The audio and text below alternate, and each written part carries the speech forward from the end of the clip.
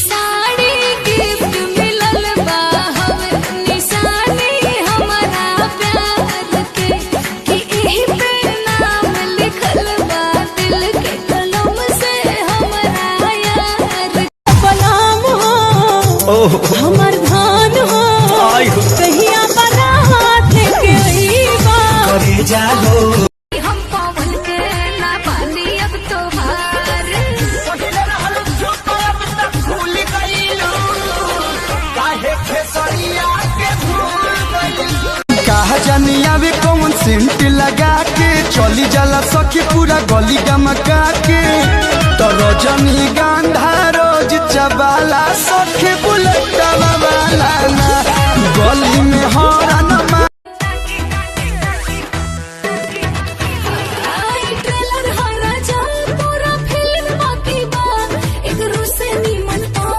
अंदर के जागी बा ए होई सारा पके देखो हम तक खोल जाके टुकु टुकु के तक हमारा के ताके भाग जानी खिड़की से घर में ला जाके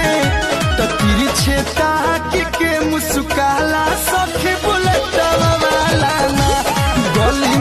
गुलाई कलाइन मरत रहे पट गईनी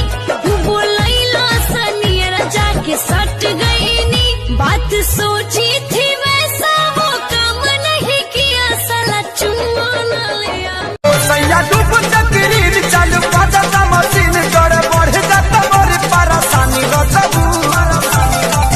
लागे कई दी खातई ते बजबा जेसीबी से कोड़ी दी जवानी मन कर दी तो के गाड़ी हो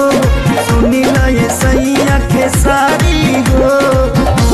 का कमी बावे मोरा में